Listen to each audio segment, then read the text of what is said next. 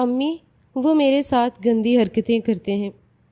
سر پر سرخ دوپٹہ لیے چھوٹی سی رومی اپنے میکے کے دروازے کے سامنے گھبرائی ہوئی کھڑی تھی۔ اس کی آنکھیں سوجی ہوئی تھیں، چہرے پر خوف اور الجھن کے گہرے تاثرات تھے۔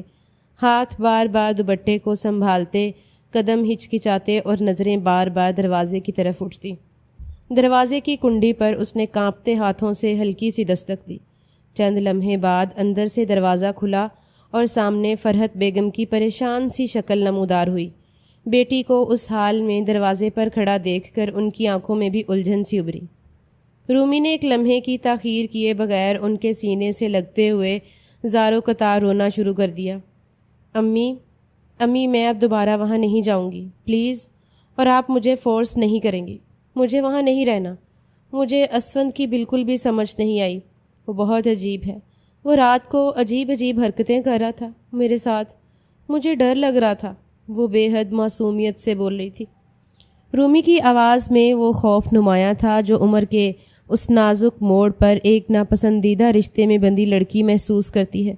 فرحت بیگم نے بیٹی کے کندھے پر ہاتھ رکھا اور اسے تھپک کر سمجھانے کے انداز میں بولی، چپ ہو جاؤ، کوئی ایسی بات کسی کو نہیں بتاتا، سب کچھ نیا ہے تمہارے لیے، تھوڑا وقت لگے گا سمجھنے میں۔ اچھا چلو اندر آؤ، لوگ کیا کہیں گے؟ رومی نے ان کے کندھے سے ہٹ کر پیچھے دیکھا جیسے اب بھی کوئی گاڑی باہر کھڑی ہو، پھر مدھم آواز میں بولی، امی وہ چھوڑ کے چلے گئے، مجھے باہر ہی گاڑی سے اتارا اور کہا رات کو آئیں گے، مگر میں بتا رہی ہوں آپ کو میں واپس نہیں جاؤں گی، مجھے نہیں رہنا ان کے ساتھ، وہ اچھے نہیں ہیں، وہ گندی حرکتیں کرتے ہیں۔ وہ رات کے مناظر یاد کر کے ہی خوف زدہ ہو گئی تھی، خوف کے مارے ہی اس کی جان نکل رہی تھی۔ فرحت بیگم نے گہرا سانس لیا، ماتھے پر بل پڑے اور تھوڑی سختی سے بولی، یہ کیا بچوں جیسی باتیں کر رہی ہو؟ شادی ہوئی ہے تمہاری، سسرال ایسے نہیں چھوڑا جاتا، سب کچھ برداشت کرنا پڑتا ہے۔ اچھا اب اندر چلو، زیادہ باتیں نہ بناؤ۔ رومی نے بے بسی سے ان کی طرف دیکھا جیسے وہ خود کو نہ سمجھا پانے پر شرمندہ ہو، مگر قدم خود بخود فرحت بیگم کے پیچھے پیچھے اندر کی طرف اٹھنے لگے۔ دروازہ بند ہوا، گلی دوبارہ خاموش ہو گئی، لیکن رومی کی آنکھوں میں وہ خوف اب بھی موجود تھا جو شاید صرف رات کے وقت جاگتا ہے۔ اس کی کزن جو بھی ابھی بیاہ کر اپنے سسرال گئی تھی، وہ اس کو بتا رہی تھی آخر سہاگ رات پر کیا کچھ ہوتا ہے، مگر وہ شرم سے سرخ پڑ چکی تھی اور اس نے اسے آگے بولنے سے روک دیا تھا۔ مگر رات میں جب اسفند کمرے میں آیا اور اس کے قریب ہونے کی کوشش کی، تب اسے افسوس ہوا تھا کہ کاش وہ آمنہ کی باتیں سن لیتی تو اب یہ پریشانی نہ ہوتی۔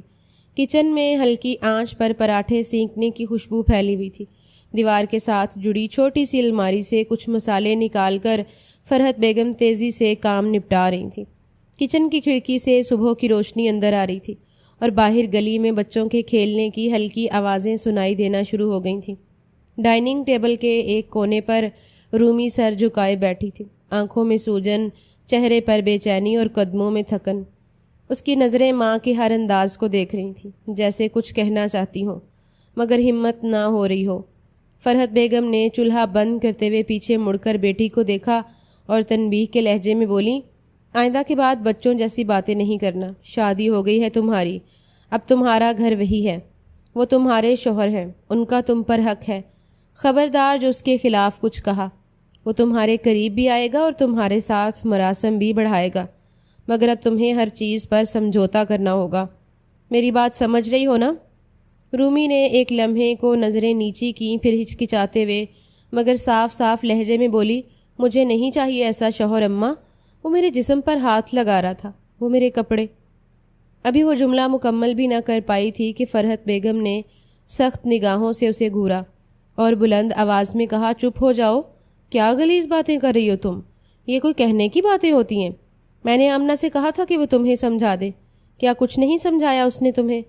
رومی نے سر اٹھایا، آنکھوں میں خفگی اور بے بسی کا امتزاج لیے، اور آہستہ سے بولی، اماں آمنہ نے گندی باتیں کی تھیں، وہ کہہ رہی تھی کہ شوہر کو خوش کرنا فرض ہوتا ہے، جسمانی طور پر بھی، وہ کچھ عجیب باتیں بول رہی تھی، میں نے اسی وقت اسے چپ کروا دیا تھا، مجھے وہ سب گندا لگا، مگر یہ سب کیا کر رہا ہے اسفند، مجھے اچھا نہیں لگ رہا ان کا ہاتھ لگانا اور قریب آنا، وہ کپڑے۔ وہ جملہ بھی مکمل نہیں کر پائی تھی کہ فرحت بیگم نے ہاتھ جھاڑتے ہوئے تھوڑے غصے اور تھوڑے ضبط کے ساتھ کہا، دیکھو رومی، شادی ایک ذمہ داری ہے۔ تم ابھی چھوٹی ہو، تمہیں سمجھ نہیں آ رہا، مگر ایسی باتیں کوئی سسرال میں سن لے تو ہماری ناک کٹ جائے گی۔ اسوند اتنا اچھا لڑکا ہے، کماتا ہے، سلجھا ہوا ہے، بھلا کوئی ڈھونڈ سکتا ہے ایسا داماد؟ رومی نے بے قراری سے کرسی کے کونے پر جھولتے جھولتے کہا، مجھے نہیں رہنا ان کے ساتھ اماں، میں ڈر گئی ہوں۔ انہوں نے مجھے رات کو کہا کہ بیوی کا فرض ہوتا ہے شوہر کو بستر پر خوش کرنا۔ اماں مجھے یہ سب نہیں سمجھ آ رہا، میں بچی ہوں۔ وہ منہ بسور چکی تھی۔ فرحت بیگم نے سانس کھینچا جیسے صبر آزما کھڑی ہوں، پھر کچھ لمحے خاموش رہ کر تھوڑا نرم لہجے میں بولیں، بیٹا یہ سب وقت کے ساتھ سمجھ آ جائے گا، ہر لڑکی کو اپنے گھر میں ہی سیکھنا پڑتا ہے، میں بھی سیکھ کر ہی بڑی ہوئی ہوں، تم بھی سیکھ لو گی، رونا بند کرو اور ناشتہ کرو۔ رومی نے نم آنکھوں سے ماں کو دیکھا، دل میں جیسے کئی سوال تھے مگر زبان پر صرف ایک جملہ آیا، کیا واقعی سب کو یہ سہنا پڑتا ہے؟ اور ماں نے نظریں چرا کر بس چائے کے کپ میں چینی ملانی شروع کر دی۔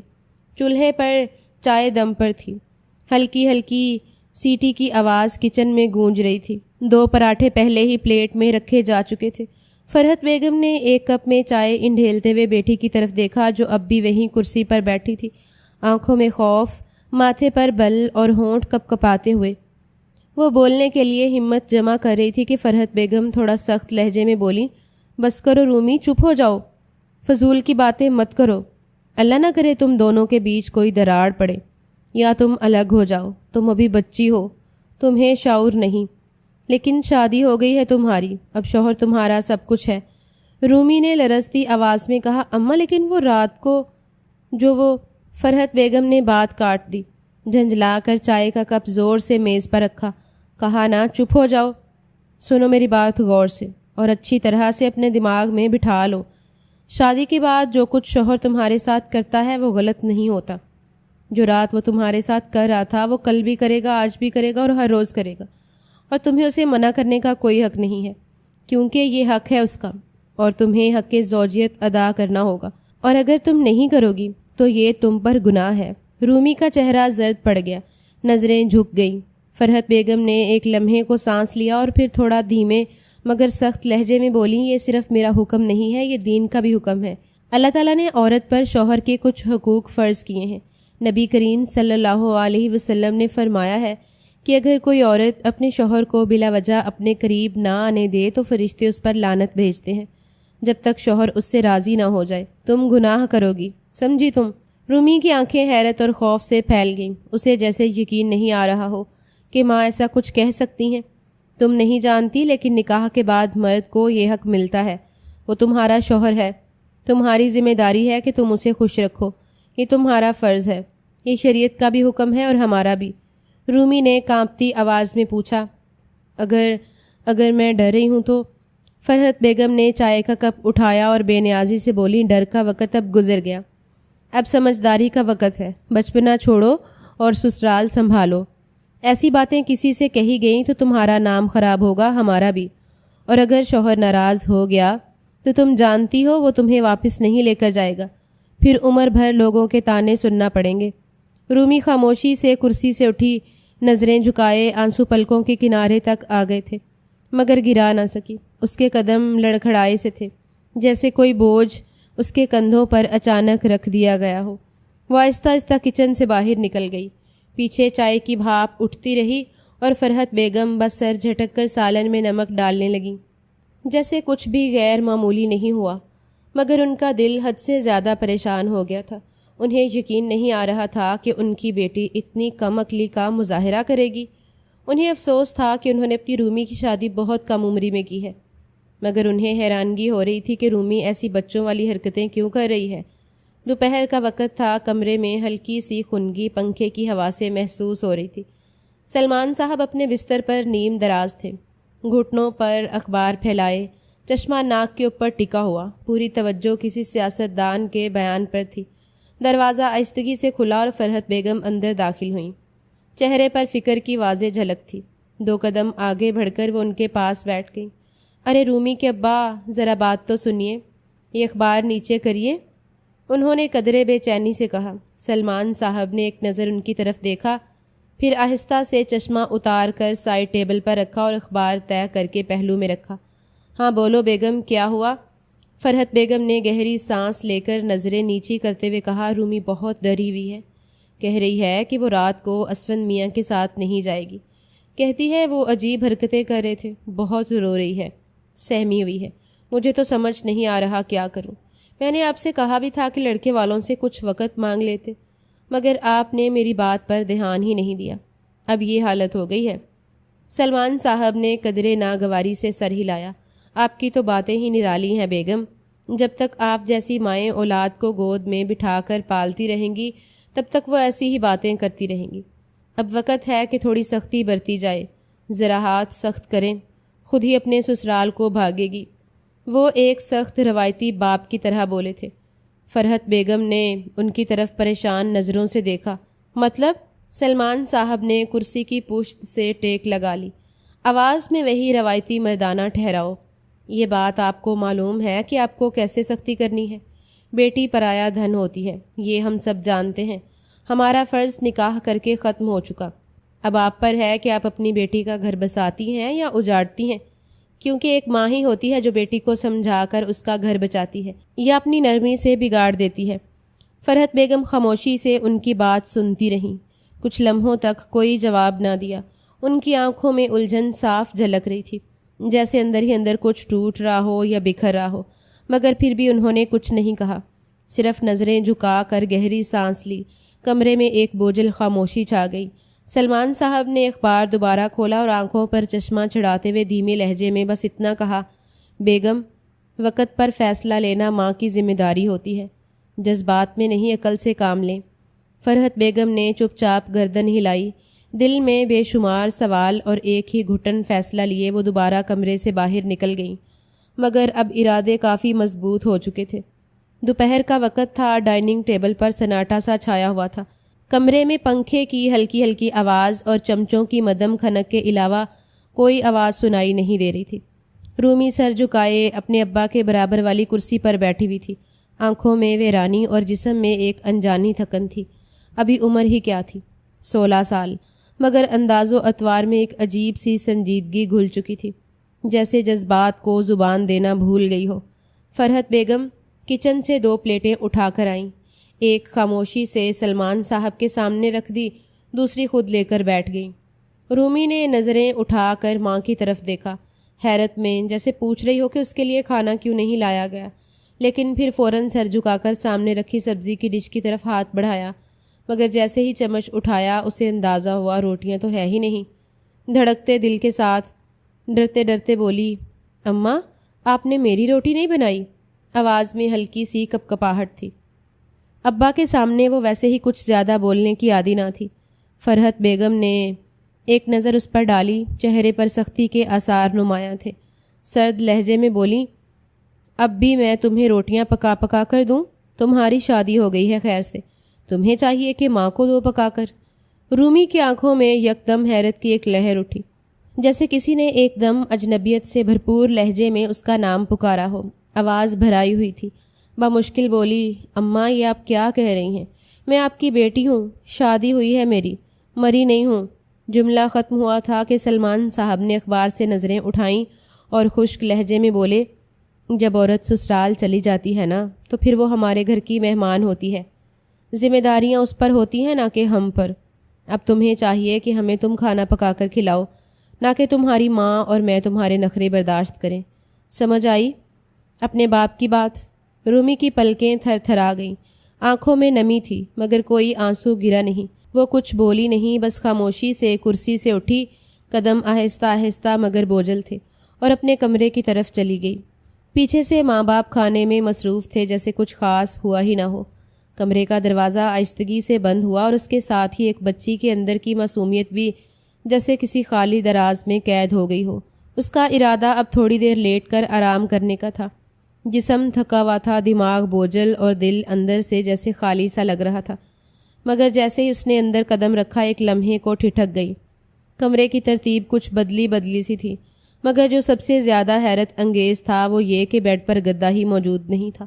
صاف اور ہموار پلین بیڈ کا لکڑی کا فریم خالی پڑا تھا، جس پر عام طور پر وہ دن کا زیادہ وقت گزارا کرتی تھی۔ رومی نے ماتھے پر بل ڈالے تھوڑا آگے بڑھ کر دوبارہ دیکھا، جیسے آنکھیں دھوکہ دے رہی ہوں، مگر نہیں، گدھا واقعی وہاں سے غائب تھا۔ وہ تیزی سے پلٹی اور کمرے سے نکل کر ڈرائنگ روم کی طرف بڑھ گئی، جہاں اس کے ماں باپ کھانے میں مصروف تھے۔ ان کے درمیان ہنسی مذاق کی کوئی بات نہیں ہو رہی تھی، بس ایک عام سا خاندانی سکون پھیلا ہوا تھا۔ اماں، رومی نے کچھ جھجکتے ہوئے مگر واضح آواز میں ماں کو مخاطب کیا، میرے بیڈ کا گدا کہاں گیا؟ میں تھوڑی دیر آرام کرنے کا سوچ رہی تھی۔ فرحت بیگم نے ایک لمحے کے لیے نظر اٹھائی اور پھر فوک پلیٹ میں رکھتے ہوئے بولی، تمہارے بھائی کی شادی ہونے والی ہے۔ گدا میں نے ان کے بیڈ پر رکھوا دیا، ان کا پرانا والا کافی خراب ہو گیا تھا، میں نے پھینک دیا۔ تمہارا صاف ستھرا تھا، وہی رکھ دیا۔ رومی کے چہرے پر غصے اور بے یقینی کا امتزاج چھا گیا۔ وہ ایک دم بول اٹھی، یہ آپ کیوں کر رہی ہیں اماں؟ میری صرف شادی ہوئی ہے، میں مر نہیں گئی۔ آپ نے بغیر مجھ سے پوچھے میرا گدا کیوں اٹھوا دیا؟ یہ ناانصافی ہے۔ فرحت بیگم نے بے نیازی سے نوالا چباتے ہوئے کہا، میں نے تمہیں جہیز میں اچھا خاصا نیا گدا دیا ہے، تم ہی سسرال سے بھاگ کے آئی ہو اور ہمیں دوبارہ بسانا ہے سب کچھ۔ پرانا گدا اب کسی کے کام بھی آئے، اب وہ تمہارا مسئلہ نہیں۔ میں تمہارے بھائی کی ہونے والی بیوی کو دے رہی ہوں، تمہیں کیا مسئلہ ہے؟ فالتو باتوں میں دماغ خراب مت کرو، ہمیں سکون سے کھانا کھانے دو۔ رومی کچھ کہنے کو بڑھی مگر الفاظ جیسے اس کے حلق میں اٹک گئے۔ وہ ایک لمحے کے لیے خاموش کھڑی رہی۔ ماں کے لہجے کی سختی اور باپ کی خاموشی اسے کاٹنے لگی۔ پھر اچانک پاؤں زور سے پٹکتی ہوئی پلٹی اور کمرے کی طرف چلی گئی، جیسے اپنے حق کے لیے کچھ کہنے کی بھی اجازت نہ ہو۔ کمرے میں واپس آ کر وہ بیڈ کے خالی فریم کو دیکھنے لگی۔ وہی کمرہ جہاں بچپن گزارا اب جیسے اجنبی سا ہو گیا تھا۔ ہر چیز موجود تھی سوائے احساس کے کہ وہ یہاں اب بھی کس کی بیٹی ہے۔ وہ ایک گوشہ میں چلی گئی جہاں روشنی مدھم تھی۔ دل بہت بھاری تھا، جیسے کسی نے اندر سے دھڑکنوں کو چرا لیا ہو۔ وہ بے آواز تھی، ہر سانس میں درد بسا ہوا تھا۔ چپ چاپ نیچے رکھے ہوئے قالین پر لیٹ گئی، ہاتھوں کو اپنے چہرے کے نیچے دبا لیا۔ آنکھوں کے سامنے دنیا مدھم ہو گئی، آنکھوں میں گھرا ہوا غم جھلک پڑا اور ان آنسوؤں نے اپنی راہ بنا لی۔ وہ آنکھیں جو کل خوابوں سے بھرپور تھیں، آج بے بسی کے سمندر میں ڈوب رہی تھیں۔ ہر آنسو ایک چھپی ہوئی تمنا، ایک ٹوٹا ہوا خواب تھا جو اس کے دل سے نکل کر زمین پر گر رہا تھا۔ وہ سوچ رہی تھی کہ وہ آج تک کیا چاہتی تھی، کیا خواب دیکھے تھے۔ پڑھائی، زندگی کو بہتر بنانے کا جذبہ، اپنی پہچان بنانے کا حوصلہ، سب کچھ دھواں سا بن گیا تھا۔ شادی کا خیال اس کے ذہن میں بار بار گھوم رہا تھا۔ وہ جانتی تھی کہ اس کے والدین نے اس پر دباؤ ڈالا تھا، اس کے خوابوں کو نظر انداز کرتے ہوئے اس کی مرضی کے بغیر فیصلہ کیا تھا۔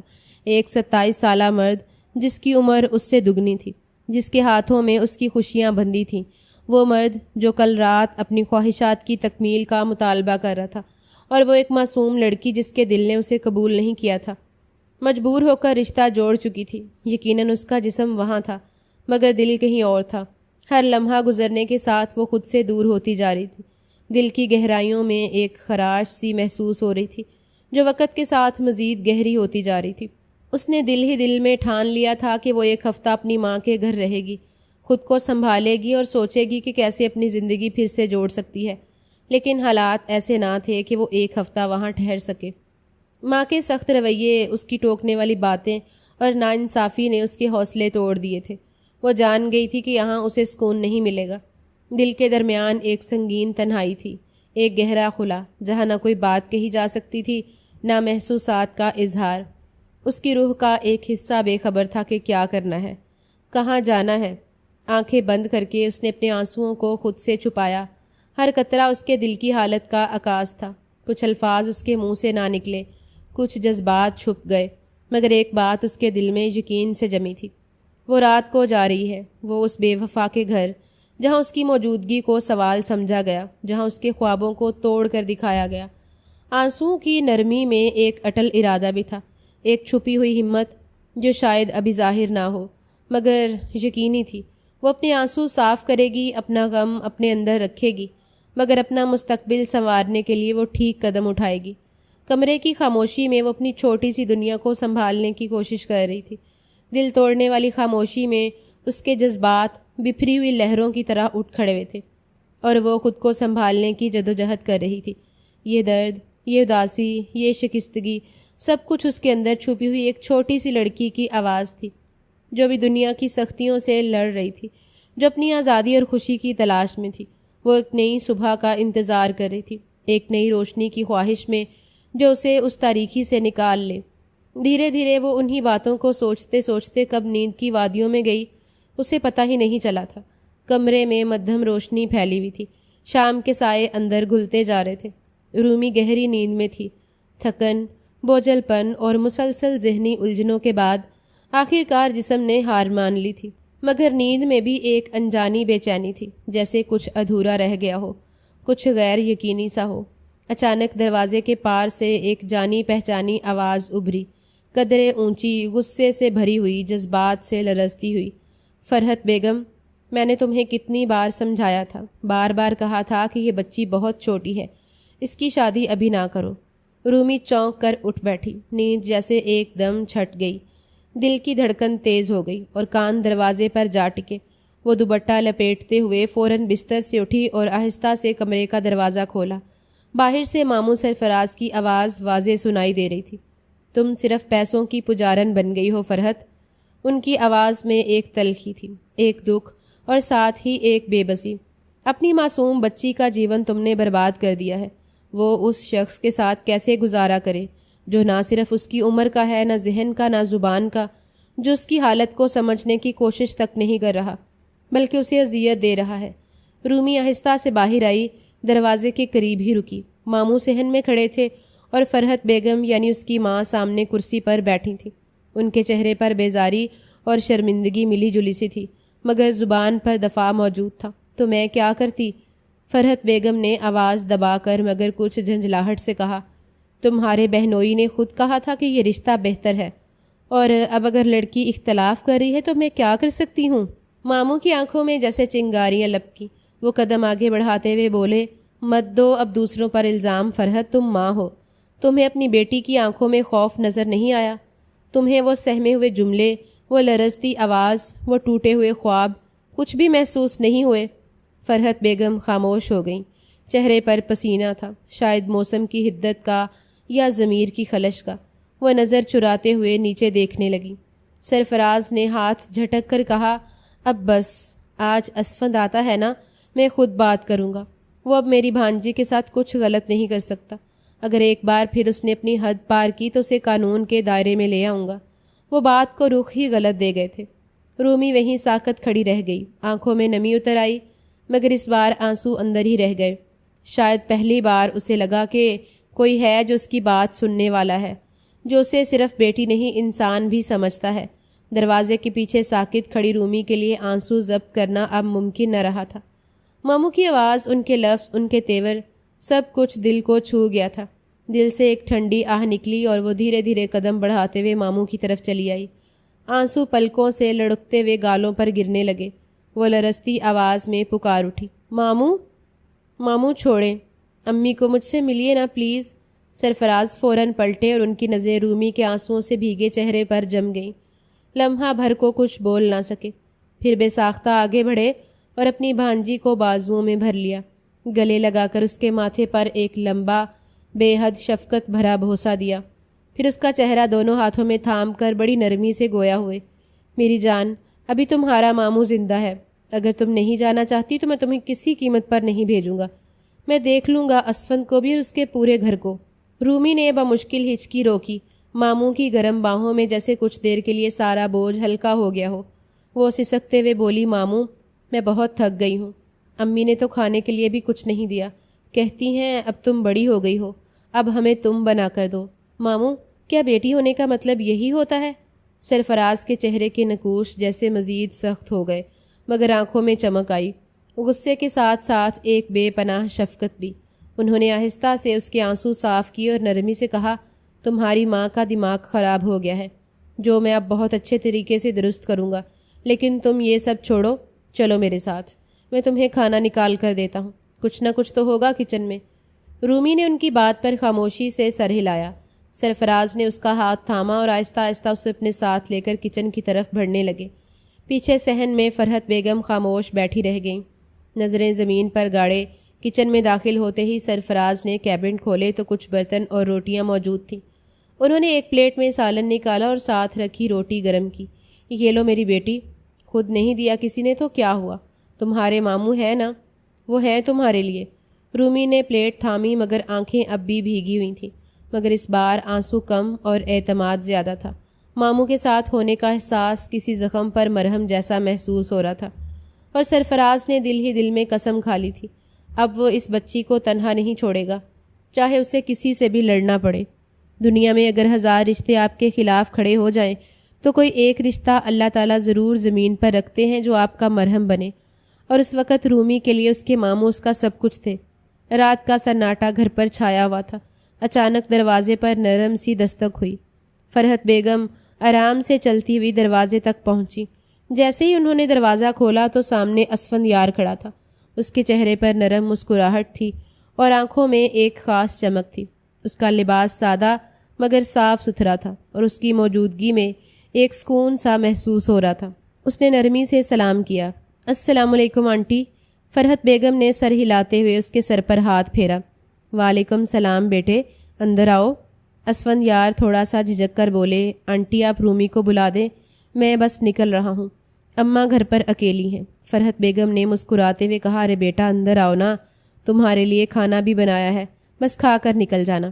وہ کچھ دیر ہچکچایا، پھر کہا، ارے نہیں آنٹی، اس کی ضرورت نہیں، بس رومی کو بلا دیں۔ فرحت بیگم نے اسے اندر لے آتے ہوئے کہا، چلو آؤ اندر، کھانا کھا کر جانا پڑے گا۔ دروازے کے قریب ہی رومی اپنے ماموں سرفراز کے ساتھ صوفے پر بیٹھی تھی اور کوئی فلم دیکھ رہی تھی۔ اسفند نے گلا کھنگار کر بلند آواز میں سلام کیا، السلام علیکم۔ رومی اور سرفراز دونوں کی نظریں فوراً اس کی جانب اٹھیں۔ رومی کا چہرہ شرم اور خوف سے سرخ ہو چکا تھا۔ وہ بے اختیار کھڑی ہو گئی۔ رات کے مناظر آنکھوں کے سامنے گھومنے لگے۔ سرفراز نے بیٹھے بیٹھے ہی اسفند کا سلام قبول کیا اور پھر اپنے ہاتھ سے اسے بیٹھنے کا اشارہ کیا۔ بیٹھو اسفند، مجھے تم سے بات کرنی ہے۔ ان کا لہجہ اسپاٹ تھا۔ فرحت بیگم فوراً بولی، سرفراز چپ ہو جاؤ، یہ میاں بیوی کے آپس کے معاملات ہیں۔ ان کو معاملہ بگڑتا ہوا لگ رہا تھا۔ سرفراز نے ہاتھ اٹھا کر اپنی بہن کو خاموش کروایا اور بولے، تم جاؤ اور کھانا لگاؤ، میں داماد سے 2 گھڑی بات کر لوں۔ جبکہ فرحت بیگم الجھن سے کھڑی ہو گئی تھی۔ رومی بھی فوراً ان کے پیچھے ہی لپکی تھی۔ نہ جانے کیوں اسے بھی اب خوف محسوس ہوا تھا۔ کمرے میں ہلکی مدھم روشنی پھیلی ہوئی تھی۔ ماحول میں ایک غیر محسوس سی سنجیدگی چھائی ہوئی تھی۔ کچھ لمحے خاموشی کی نظر ہو گئے، پھر سرفراز صاحب نے آہستہ سے نگاہ اسفند پر جما کر سنجیدگی سے کہا، دیکھو بیٹا، میری بات کو برا نہ منانا، لیکن یہ کہنا بہت ضروری ہے۔ رومی صرف 16 سال کی ہے، وہ بھی بہت نادان ہے، زندگی کے نشیب و فراز کو سمجھنے کی عمر میں نہیں۔ تم ایک بھرپور جوان مرد ہو، 27 سال کے، اس میں کوئی شک نہیں کہ تمہارا اس پر حق ہے، مگر ایک شوہر ہونے کے ناطے تمہاری بھی ذمہ داری ہے کہ تم اس کے جذبات کا خیال رکھو۔ وہ بھی رشتے کے لیے تیار نہیں ہے، اس کو وقت دینا، اس کا اعتماد حاصل کرنا، یہ تمہارا فرض ہے۔ اگر آج تم اپنی بیوی کو بیوی سمجھو گے، اس کے خیالات کی عزت کرو گے، تو کل وہ تمہیں ایک اعلیٰ بیوی بن کر دکھائے گی۔ اسفند کا چہرہ پل بھر کو اسپاٹ ہو گیا، جیسے یہ بات اس کے لیے ناپسندیدہ ہو۔ اس نے نگاہیں جھکا کر 2-3 لمحے خاموشی اختیار کی، پھر آہستہ سے چہرہ اوپر اٹھایا۔ پیشانی پر تناؤ کے آثار نمایاں تھے۔ آواز دبی ہوئی مگر سختی لیے تھی، سرفراز صاحب، میں آپ کی عزت کرتا ہوں، آپ مجھ سے عمر اور رتبے میں بڑے ہیں اور میرے لیے قابل احترام بھی، مگر معذرت کے ساتھ میں آپ کو یہ حق نہیں دے سکتا کہ آپ میرے اور رومی کے ذاتی معاملات میں اس حد تک مداخلت کریں۔ اسے سخت ناگوار گزری تھی اس قسم کی بات۔ وہ تو رومی کے حوالے سے ایسی بات اپنی ماں کو بھی کرنے نہیں دے سکتا تھا، کچھ جا کے اس کے ماموں کو۔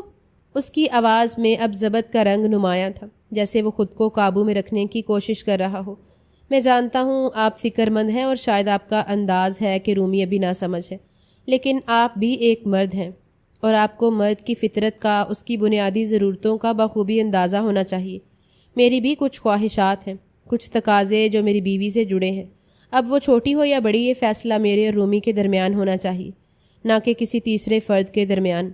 وہ بے لچک لہجے میں بولا تھا۔ اس نے گہری سانس لی، جیسے اپنا غصہ اتارنے کی کوشش کر رہا ہو، پھر نرمی سے مگر واضح لہجے میں بولا، اور جہاں تک اس کی سمجھداری کی بات ہے تو زندگی بہت لمبی ہے، میں سمجھا لوں گا، رشتے وقت سے بنتے ہیں، دباؤ یا روک ٹوک سے نہیں۔ سرفراز صاحب کچھ لمحے خاموش رہے۔ ان کی آنکھوں میں کئی جذبے اکٹھے تھے، فکریں، بے بسی اور ایک حد۔ وہ جانتے تھے کہ اسفند اب ان کا داماد ہے، اور داماد سے ایک حد کے بعد بحث نہ ہی مناسب ہوتی ہے نہ سود مند۔ انہوں نے صرف آہستہ سے سر ہلایا، جیسے بات ختم کرنے کی اجازت دے رہے ہوں۔ ان کے دل میں درد تو تھا، مگر زبان پر کوئی اور لفظ لانے کی ہمت نہیں تھی۔ کمرے کی فضا بوجھل ہو گئی اور دونوں اپنی اپنی جگہ خاموش بیٹھے رہے، مگر دونوں کے اندر بہت کچھ بول چکا تھا۔ ڈائننگ ٹیبل پر کھانے کا وقت ختم ہو چکا تھا، پلیٹیں خالی ہو چکی تھیں، پانی کے گلاس بھی آدھے دھورے پڑے تھے، اور ماحول میں گہری خاموشی پھیلی ہوئی تھی۔ رومی اسفند کے برابر میں بیٹھی تھی، سر جھکائے، نگاہیں نیچی جمائے۔ اس کے چہرے پر تھکن اور الجھن کی ملی جلی کیفیت تھی۔ سامنے فرحت بیگم خاموشی سے میز صاف کرنے میں مصروف تھی، جبکہ سلمان صاحب اپنی نشست پر بیٹھے ٹیشو سے ہاتھ صاف کر رہے تھے۔ اسی خاموشی کو توڑتے ہوئے اسفند نے فرحت بیگم کی طرف دیکھا اور سنجیدگی سے بولا، امی اب ہمیں اجازت دیں، میری والدہ گھر پر اکیلی ہیں، زیادہ دیر انہیں تنہا چھوڑنا مناسب نہیں لگتا۔ فرحت بیگم نے ایک لمحے کو اس کی طرف دیکھا، پھر سر ہلا کر خاموش ہو گئیں، جیسے زبان پر کچھ آ کر رک گیا ہو۔ لیکن سلمان صاحب فوراً گویا ہوئے، ہاں ہاں بیٹا، بالکل تم نکلو، دیر بھی ہو گئی ہے اور زیادہ دیر سے نکلنا ٹھیک بھی نہیں۔ بیویاں جب میکے سے واپس جاتی ہیں تو انہیں وقت پر ہی پہنچنا ہوتا ہے۔ اسفند نے اس بات میں سر ہلاتے ہوئے اپنی نشست سے اٹھنے کے لیے ہاتھ بڑھایا۔ وہ کھڑا ہو گیا۔ اس کے اٹھتے ہی رومی کی ساری توجہ ماموں کے چہرے کی طرف گئی۔ سرفراز صاحب خاموش تھے، سر جھکائے، کچھ سوچتے ہوئے۔ رومی کی نگاہ ان پر ٹکی رہی، جیسے وہ کسی اشارے کی منتظر ہو، کسی نرمی کے لمس کی امید رکھے۔ لیکن وہ شخص جس نے ہمیشہ اس کی انگلی پکڑ کر اسے چلنا سکھایا تھا، آج نظریں چرا چکا تھا۔ رومی کی جگہ سے اٹھنے کی ہمت نہیں ہو رہی تھی، دل بوجھل ہو چکا تھا۔ اسے یقین نہیں آ رہا تھا کہ جس گھر کی دیواروں میں اس کی بچپن کی ہنسی بستی تھی، آج وہی دیواریں اجنبی لگنے لگی تھیں۔ سلمان صاحب کی آواز اس کے وجود پر چابک کی طرح پڑی، رومی جاؤ اپنے شوہر کے ساتھ، دوبارہ آ جانا جب فرصت ہو۔ ان کے لہجے میں کوئی نرمی، کوئی ہمدردی نہیں تھی۔ یہ ایک باپ کا نہیں، ایک حکم دینے والے بزرگ کا لہجہ تھا۔ رومی نے آخری بار اپنے ماموں کو دیکھا، ایک امید بھری نم سی نگاہ سے، مگر وہاں بھی خاموشی تھی، ساکت اور لا تعلق۔ اس نے آہستگی سے سر جھکا لیا، لرزتے ہاتھوں سے دوپٹہ سر پر اوڑھ لیا۔ ماحول میں سناٹا گونجنے لگا تھا۔ فرحت بیگم چپ چاپ ہاتھ میں گلاس اٹھائے کچن کی جانب چلی گئیں، جیسے کچھ سننا یا محسوس کرنا ان کے لیے اب بیکار ہو چکا ہو۔ رومی نے سر جھکائے نم آنکھوں سے سب کو خدا حافظ کہا، لب ہلے مگر آواز بہت مدھم تھی۔ پھر وہ آہستہ قدموں سے اسفند کے پیچھے چل پڑی۔ دروازے سے نکلتے وقت ایک لمحے کو پلٹ کر اس نے ایک بار پھر اندر جھانکا۔ شاید دل چاہا کہ کوئی پکار لے، مگر کچھ نہیں ہوا۔ دروازہ پیچھے سے بند ہو گیا۔ کمرے میں مدھم روشنی جل رہی تھی۔ ایک کونے میں رکھا لیمپ ہلکی سی سنہری روشنی پھیلا رہا تھا، جو دیوار پر عجیب سا عکس بنائے ہوئے تھی۔ کمرے میں خاموشی چھائی ہوئی تھی، صرف دیوار پر گیر گھڑی کی ٹک ٹک صاف سنائی دے رہی تھی۔ رومی بستر پر بیٹھی تھی، پیروں کو سمیٹے، ہاتھوں کی انگلیاں آپس میں الجھی ہوئی تھیں۔ اس کی آنکھوں میں بے چینی صاف دکھائی دے رہی تھی۔ ایک لمحے کو وہ اپنی گود میں نظریں جمائے بیٹھی رہی، جیسے کچھ سمجھنے کی کوشش کر رہی ہو، جیسے کچھ دل میں طے کر رہی ہو۔ اسی اثنا میں دروازہ کھلا، ہلکی سی چرچراہٹ کے ساتھ۔ اسفند اندر داخل ہوا۔ اس کی نگاہ سیدھی رومی پر پڑی، جو اب چونک کر اس کی طرف دیکھنے لگی۔ وہ خاموشی سے دروازہ بند کرتا ہوا بستر کے کنارے آ کر بیٹھ گیا۔ پہلے اپنے جوتے اتارے، پھر تھکے ہوئے انداز میں ٹانگیں بستر پر پھیلائیں۔ اس کے چہرے پر تھکن کے ساتھ غصے کی ہلکی جھلک بھی نمایاں تھی۔ اس نے گہری سانس لی اور پھر قدرے بلند آواز میں بولا، شرم لحاظ نام کی کوئی چیز ہے تمہیں اندازہ بھی ہے کتنی بے عزتی محسوس ہوئی مجھے جب تمہارے ماموں مجھ سے ایسے فضول سوالات کر رہے تھے جو میاں بیوی کے بیچ ہونے چاہیے، خاندان کے سامنے نہیں۔ کیا بتایا ہے تم نے اپنے گھر والوں کو؟ اس کا لہجہ تلخ تھا، نگاہیں سخت، اور آواز میں ایسا دباؤ تھا کہ کمرے کی خاموشی جیسے ٹوٹ گئی ہو۔ رومی کی آنکھوں میں خوف سا ابھر آیا۔ اس نے ہلکا سا کپکپاتے لبوں سے کہا، میں نے صرف اتنا ہی کہا ہے کہ میں آپ کے ساتھ ابھی رشتہ شروع نہیں کر سکتی۔ خدا کے لیے میرے ساتھ تعاون کریں۔ میں بس یہی کہہ سکی کہ ایڈجسٹ نہیں کر پا رہی۔ اس کی آواز لرز رہی تھی، آنکھوں میں آنسو تیرنے لگے تھے۔ وہ سچ بول رہی تھی، مگر الفاظ جیسے کسی دیوار سے ٹکرا رہے تھے۔ اسفند نے غصے میں اس کا بازو تھام لیا۔ حرکت میں ایک سختی تھی مگر گرفت مکمل نہیں تھی۔ اس نے رومی کی آنکھوں میں جھانکتے ہوئے کہا، اگر اتنے ہی مسئلے تھے تو شادی کیوں کی؟ ایک بیوی کا فرض ہوتا ہے کہ وہ اپنے شوہر کو خوش رکھے، اس کی خواہشات کو سمجھے اور ان کی تکمیل کرے۔ تمہیں آخر مسئلہ کیا ہے؟ اس کے لہجے میں ضبط بھی تھا اور تلخی بھی۔ رومی ساکت ہو گئی۔ اس کے دل کی دھڑکن جیسے ایک لمحے کو رک سی گئی۔ کمرے میں مدھم خاموشی چھا گئی۔ دیوار پر لگی گھڑی کی سوئیاں آہستہ آہستہ سرکتی جا رہی تھیں، جیسے وقت بھی کچھ لمحوں کے لیے رک سا گیا ہو۔ رومی کا چہرہ جھکا ہوا تھا، نظریں بستر کی چادر پر جمی تھیں، جس پر اس کی انگلیوں کی گرفت بار بار سخت ہو جاتی، پھر ڈھیلی پڑ جاتی۔ آنکھوں کے گوشے نم تھے مگر اب وہ رونے کے بجائے اندر ہی اندر گھٹنے لگی تھی۔ اسفند نے اپنی جگہ سے سیدھا ہوتے ہوئے پھر بولنا شروع کیا۔ اس کا لہجہ اب کچھ زیادہ ٹھہراؤ لیے مگر فیصلہ کن تھا۔ میری ماں نے یہ شادی یوں ہی نہیں کروائی۔ انہوں نے مجھ سے صاف کہا تھا، اسفند اب تمہیں ایک بیوی کی ضرورت ہے۔ تمہاری زندگی کو ایک رخ چاہیے۔ تمہیں ایک عورت چاہیے جو تمہارے ساتھ ہو، تمہارے بچے پیدا کرے، تمہارا گھر بسائے۔ وہ رکا، جیسے رومی کے رد عمل کا انتظار کر رہا ہو، مگر اس کے چہرے پر کوئی تبدیلی نہیں آئی۔ وہ بس خاموش بیٹھی رہی، جیسے کچھ سننے کی ہمت باقی نہ رہی ہو۔ اسفند کی آواز اب تھوڑی نیچے مگر اور بھی واضح ہو گئی۔ میری ماں کی صرف ایک خواہش تھی، وہ چاہتی تھیں کہ میں خوش رہوں، میرے ارد گرد ایک مکمل خاندان ہو اور میں اپنی ماں کے لیے کچھ بھی کر سکتا ہوں۔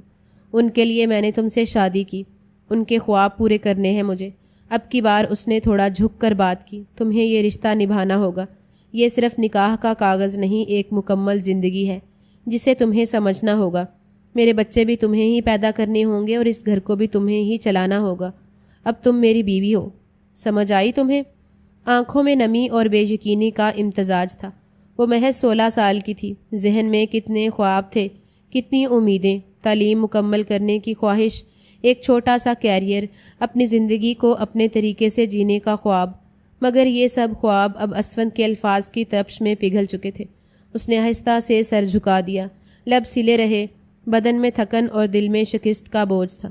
وہ کچھ بول نہیں سکی، جیسے ہونٹ ہی بند رہنا چاہتے ہوں۔ اسفند نے ایک طویل سانس لی، اٹھا اور کمرے کی لائٹ بند کر دی۔ اندھیرے میں صرف باہر سے آتی سڑک کی روشنی کی دھندلی کرن باقی رہ گئی تھی، جو کھڑکی کے پردوں سے چھن کر فرش پر ہلکا سا عکس بناتی تھی۔ کمرہ اب مکمل خاموشی میں ڈوبا ہوا تھا، مگر اندر ایک لڑکی کے ٹوٹتے جذبات کی آواز بہت گہری تھی۔ اس نے اپنے ہاتھ پاؤں ڈھیلے چھوڑ دیے تھے۔ وہ اب اپنا وجود اپنے شوہر کے سپرد کر چکی تھی۔ 1 ہفتے بعد کمرے کا دروازہ دھیرے سے کھلا اور رومی اندر داخل ہوئی، لیکن سامنے کے منظر نے اسے ایک لمحے کو روک دیا۔ بیڈ پر ایک بڑا سا سوٹ کیس کھلا ہوا پڑا تھا اور اسفند کپڑوں کی تہیں بناتا تیزی سے سامان رکھ رہا تھا۔ کمرے میں ہلکی سی خنکی اور سوٹ کیس کی زپ کی آواز کے ساتھ ایک اجنبیت کا احساس تھا جو اس کے سینے میں اترتا چلا گیا۔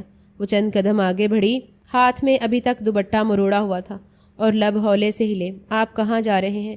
اسفند نے ایک نظر اس پر ڈالی، چہرے پر ناگواری کے آثار نمایاں تھے، جیسے اس کے سوال نے مزاج مزید بگاڑ دیا ہو۔ وہ سیدھا ہوتے ہوئے بولا، میں ایک پردیسی ہوں، دبئی واپس جا رہا ہوں۔ اتنی ہی چھٹیاں ملی تھیں، اب تقریباً 1 سال بعد ہی واپسی ہوگی۔ رومی کی آنکھیں ایک پل کو پلکیں جھپکنا بھول گئیں، جیسے کسی نے اس کے کانوں میں کچھ غیر متوقع کہہ دیا ہو۔ وہ ایک قدم اور آگے بڑھی، آواز دھیمی اور سہمی ہوئی تھی، مگر امی تو کہہ رہی تھیں آپ مجھے اپنے ساتھ دبئی لے کر جائیں گے، تو پھر آپ مجھے یہاں کیوں چھوڑ کر جا رہے ہیں؟ اسفند نے ہاتھ روک کر اس کی طرف دیکھا۔ اس کے لہجے میں کوئی نرمی نہیں تھی۔ یہ بات میں نے تمہیں نہیں کہی، تمہاری ماں نے کہی ہے، تو جا کے انہی سے پوچھو۔ رومی کی نظریں خالی ہوتی جا رہی تھیں، دل کی دھڑکن جیسے کچھ لمحوں کو رک گئی ہو۔ اسفند نے بات جاری رکھی، دبئی میں ایک بندے کا گزارا مشکل ہوتا ہے، میں 2 کو کیسے لے کر جاؤں گا؟ چھوٹا سا فلیٹ ہے، اکیلا رہتا ہوں، کھانا خود بناتا ہوں، وقت پر اٹھنا، وقت پر سونا، اور ویسے بھی اگر تمہیں لے گیا تو پیچھے میری ماں کا خیال کون رکھے گا؟ اس نے اب دونوں ہاتھوں سے سوٹ کیس بند کیا اور ایک آخری بار رومی کی طرف دیکھا۔ دیکھو لڑکی، مجھے تمہاری طرف سے کوئی شکایت نہیں چاہیے۔ میری ماں کو اچھے سے دیکھنا، ان کی خدمت کرنا اور انہیں کبھی شکایت کا موقع نہ دینا، یہی تمہارا کام ہے، سمجھ آئی؟ رومی کا چہرہ جیسے زرد پڑ گیا۔ وہ کچھ کہنے کے لیے لب کھولتی مگر آواز نہیں نکلتی۔ آنکھوں کے گوشے بھیگنے لگے تھے مگر وہ ان کو پونجنے کا حوصلہ بھی نہیں کر پا رہی تھی۔ اسفند نے سوٹ کیس اٹھایا، ایک نظر کمرے پر ڈالی اور پھر تیز قدموں سے دروازے کی طرف بڑھ گیا۔ دروازہ دھیرے سے بند ہوا اور وہ اس کی پشت کو خالی نگاہوں سے دیکھتی رہ گئی، جیسے کوئی خواب اپنی مکمل شکست کے ساتھ حقیقت بن چکا ہو۔ کمرے میں اب خاموشی تھی، ایک ایسی خاموشی جو چیخ چیخ کر اندر ٹوٹنے کا احساس دے رہی تھی۔ 1 مہینے بعد لاؤنج میں خاموشی تھی، صرف گھڑی کی ٹک ٹک اور دیوار پر لگے پنکھے کی ہلکی سی آواز سنائی دے رہی تھی۔ دوپہر کا وقت تھا، ہلکی سی دھوپ پردوں سے چھن کر اندر آ رہی تھی۔ رومی صوفے پر سمٹی بیٹھی تھی، ہاتھوں میں کلینک کی سفید رپورٹس تھیں جن پر واضح طور پر پازیٹیو لکھا ہوا تھا۔ آنکھوں میں ایک انجانا خوف، چہرے پر بھیگی سی زردی اور جسم میں کپکپاہٹ سی طاری تھی۔ اس کے سامنے اس کی ساس شمائلہ بیگم آرام دہ کرسی پر بیٹھی تھی، چہرے پر وہی روایتی سختی جو وقت کے ساتھ مزید پتھریلی ہوتی جا رہی تھی۔ دیکھو لڑکی، ان کا لہجہ ہمیشہ کی طرح 2 ٹوک اور تلخ تھا، یہ گھر ہے، کوئی ہسپتال نہیں جہاں تم بیڈ ریسٹ کے نام پر لیٹی رہو گی۔ سارا کام تمہیں سنبھالنا پڑے گا جیسے تم سنبھالتی آئی ہو۔ رومی نے آہستگی سے نظریں اٹھائیں، دل کی دھڑکن تیز ہو چکی تھی۔ امی، مجھے بہت ڈر لگ رہا ہے، وہ رندی آواز میں بولی۔ میں کیسے بچہ پیدا کروں گی؟ میں تو خود ابھی اتنی چھوٹی ہوں۔ شمائلہ بیگم کی تیوریاں چڑھ گئیں، آنکھیں سخت ہو گئیں اور وہ دھڑک سے اپنے گھٹنے پر ہاتھ مار کر بولی، چپ ہو جاؤ تم، کیسی فضول باتیں کر رہی ہو؟ تم کوئی بچی نہیں ہو، پوری 17 سال کی ہونے والی ہو تم، اور تمہاری عمر میں میرا اسفی میرے ہاتھوں میں تھا۔ رومی کے ہونٹ کانپنے لگے مگر وہ کچھ بول نہ سکی۔ رپورٹس ابھی تک اس کی مٹھی میں دبی ہوئی تھی، جیسے وہ کوئی سزا کا پروانہ ہو۔ شمائلہ بیگم نے بات جاری رکھی، اور خبردار، جو میرے بیٹے کو تم نے کسی قسم کی شکایت کی، اسے فون کر کے فضول رونا دھونا مت سنایا کرو، وہاں وہ کام کرتا ہے، سکون چاہیے اسے۔ اگر اس نے مجھے کچھ بھی تمہارے بارے میں کہا نہ تو مجھ سے برا کوئی نہیں ہوگا، سمجھ آئی تمہیں؟ رومی خاموشی سے سر جھکا گئی، آنکھوں سے بے آواز آنسو رخسار پر لڑکنے لگے۔ اس کی نظریں رپورٹ پر جم گئیں، جیسے وہ سوچ رہی ہو کہ یہ بچہ کیا صرف اس کے لیے ہے، یا کسی فرض کا بوجھ، یا محض ایک ذمہ داری جس کا بوجھ وہ اکیلی اٹھانے جا رہی ہے۔ شمائلہ بیگم نے کرسی کی پشت سے ٹیک لگائی اور لمبا سانس لیا، جیسے وہ فتح حاصل کر چکی ہو۔ جاؤ، جا کے دوپہر کا کھانا بناؤ اور برتن بھی دھو لینا، تمہیں اب سیکھنا ہوگا کہ بیوی اور ماں بننے کا کیا مطلب ہوتا ہے۔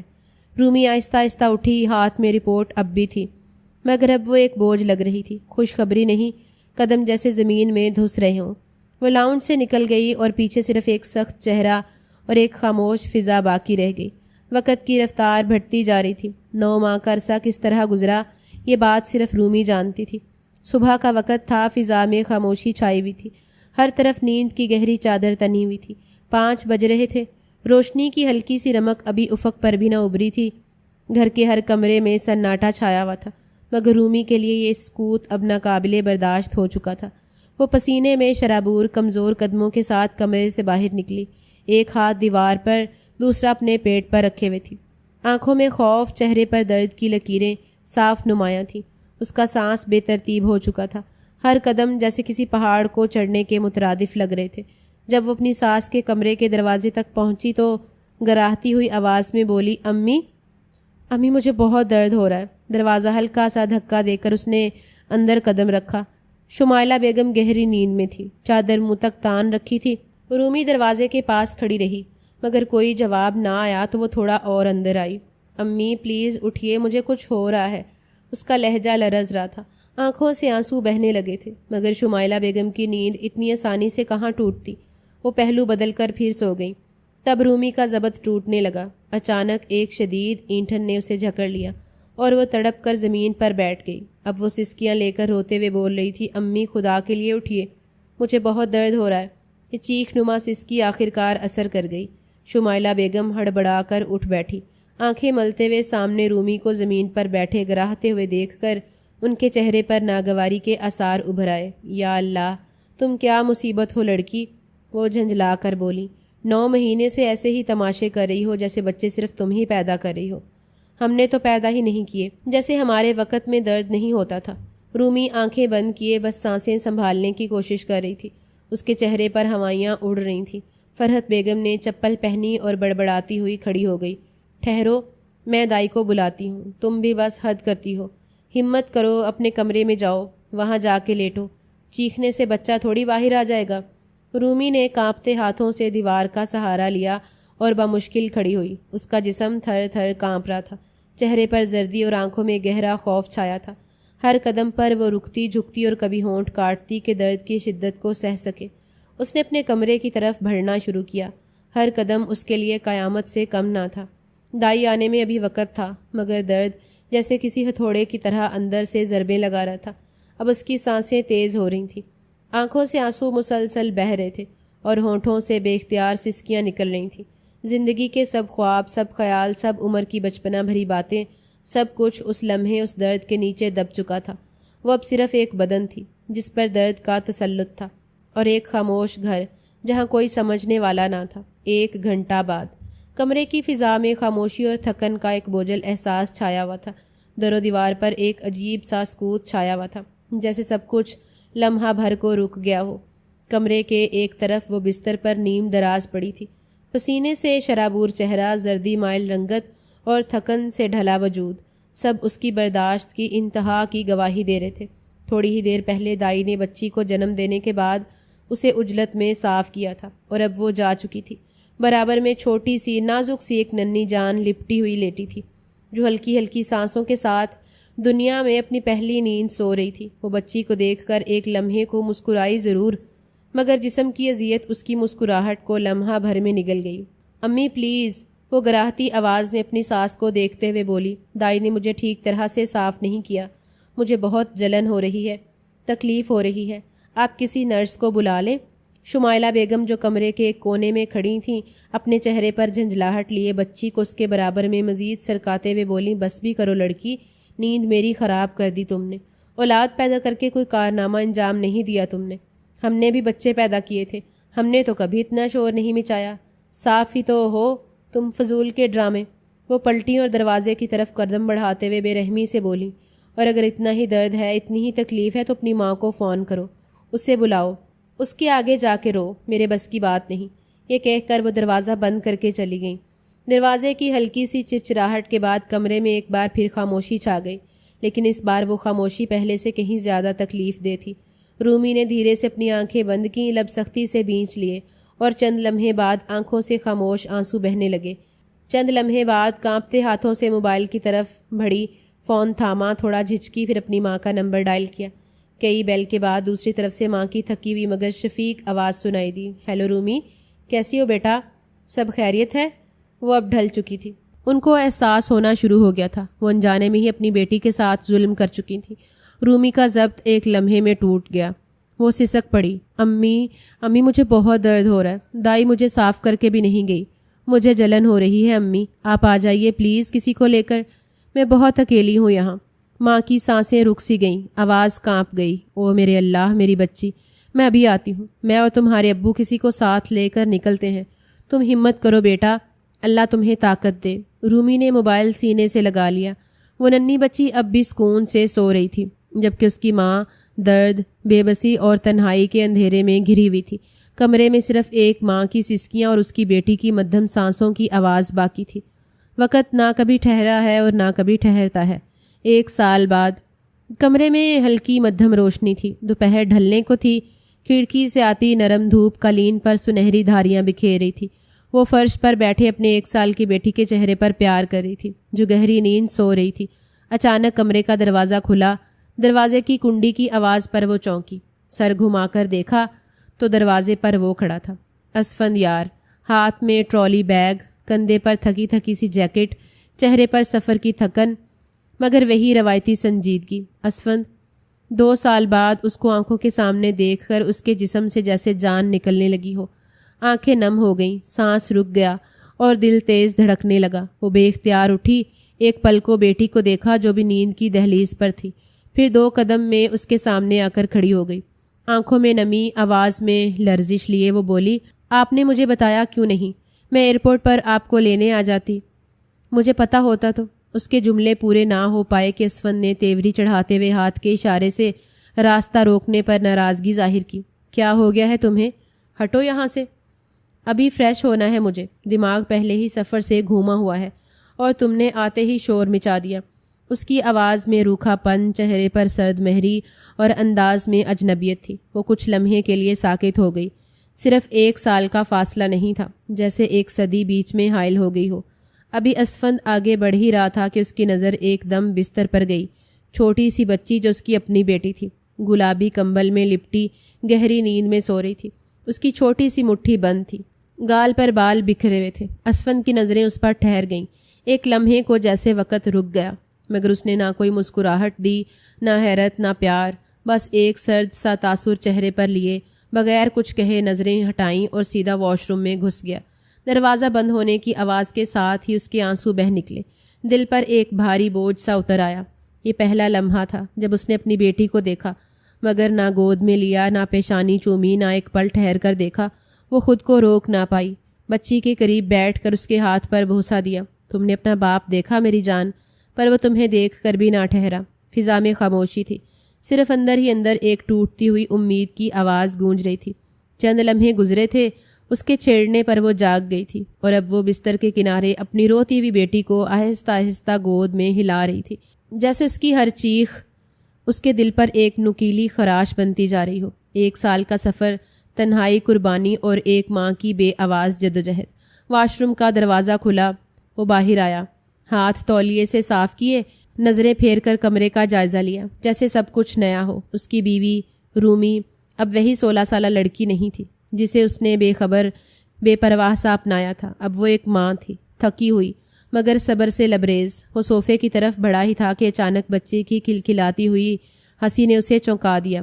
بابا، بابا! وہ اچانک روتے روتے چہک اٹھی تھی۔ ننھی سی آواز، ننھے ہاتھ، تالیاں بجاتے، آنکھوں میں چمک، چہرے پر معصوم مسکراہٹ۔ وہ ٹھٹک کر رک گیا، نظریں خود بخود ہی بستر پر چلی گئیں۔ بچی اس کی طرف ہاتھ بڑھا رہی تھی، جیسے برسوں سے انتظار میں ہو۔ اسفند کا دل ایک پل کو ساکت ہو گیا، اور اگلے ہی لمحے وہ تیزی سے آگے بڑھا، جھک کر اپنی بیٹی کو باہوں میں بھر لیا۔ ننھا سا وجود، گلاب کی پنکھڑی جیسا نرم، اس کے سینے سے لگتے ہی آنکھوں سے آنسو بہہ نکلے۔ بابا ہوں میں تمہارا، اس نے ہلکی آواز میں کہا، جیسے خود کو یقین دلا رہا ہو۔ یہ پہلا احساس تھا جو وہ اپنی زندگی میں محسوس کر رہا تھا۔ رومی چند قدم کے فاصلے پر خاموشی سے کھڑی ہو گئی، اس کی آنکھوں میں نمی اور دل میں حیرت۔ شاید اسفند کو پہلی بار یوں ٹوٹتا ہوا بے بس اور باپ بنتے ہوئے دیکھ رہی تھی۔ اس کی تمام ریاضتیں طے پائی تھیں، اس کا شوہر اب بھی اس کا ہی تھا۔ اسفند نے نظریں اٹھا کر رومی کو دیکھا، لمحے بھر کو چپ رہا، پھر بچی کو ایک ہاتھ سے سنبھالتے ہوئے آہستگی سے بولا، رومی، میں بہت غلط تھا، میں نے تمہیں سنا نہیں، سمجھا نہیں، میں نے تم پر رشتہ تھوپا، ذمہ داری دی اور خود کو الگ کر لیا۔ تم محض 16 سال کی بچی تھی اور آج تم ایک بیٹی کی ماں ہو۔ وہ جیسے کسی ٹرانس میں بول رہا تھا، اور یہ سب ایک اچانک رد عمل تھا۔ اس کی آواز بھیگ چکی تھی، چہرے پر شرمندگی اور دل میں احساس کی لہر تھی۔ میں نے سوچا تھا شاید تم نے میری بیٹی کو مجھ سے دور رکھا ہوگا، میرے خلاف کچھ کہا ہوگا، مگر آج اس کے منہ سے بابا سن کر مجھے سمجھ آیا، تم نے مجھے اس کی نظر میں چھوٹا نہیں کیا، تم نے میری جگہ خالی رکھی۔ رومی نے دھیرے سے مسکرا کر اس کی طرف دیکھا اور آہستگی سے سر ہلا دیا۔ میں نے کبھی شکوہ نہیں کیا اسفند، صرف چاہا کہ وہ تم سے محبت کرے، جیسے ہر بیٹی اپنے باپ سے محبت کرتی ہے، اور میں یہی چاہتی تھی۔ تم اپنی بیٹی کو اپنا سب کچھ سمجھو، اس کے برے وقت میں ساتھ رہو، اس کو بیکار شے نہ سمجھو جیسے مجھے سمجھا گیا تھا۔ اسفند نے بچی کو رومی کی طرف بڑھایا، پھر جھک کر رومی کو باہوں میں لیا۔ مجھے معاف کر دو رومی، ہر اس لمحے کے لیے جب تمہیں تنہا چھوڑا، جب تمہیں سہارا چاہیے تھا اور میں نے منہ موڑا۔ رومی نے ایک بار پھر مسکرا کر اس کی آنکھوں میں دیکھا۔ معاف کیا، بس اب کبھی دور مت جانا۔ کمرہ اب پرسکون تھا، محبت کی نئی بنیاد پر بنا ایک رشتہ، ایک خاندان مکمل ہو چکا تھا۔ وہ خود واپس آنا چاہتا تھا، لیکن عجیب بے چینی تھی جو اسے روک رہی تھی۔ یہاں آنے کے بعد اسے بس یہی خیال تھا، اس کی بیوی نے اس کی بیٹی کو کبھی باپ کا بتایا ہی نہیں ہوگا۔ اگر آج اپنی 1 سال کی بیٹی کے منہ سے بابا سن کر اسے احساس ہوا تھا، جسے وہ 2 سال سے قصوروار ٹھہرا رہا تھا، بس ایک بات کی وجہ سے اسے بدظن ہو گیا۔ وہ لڑکی اتنی بھی بری نہیں تھی۔ بے شک ہر دیکھی ہوئی چیز اور ہر سنی ہوئی چیز سچ نہیں ہوتی، بعض اوقات ہماری آنکھوں پر بھی پردے ڈال دیے جاتے ہیں جس سے ہم ناواقف ہوتے ہیں۔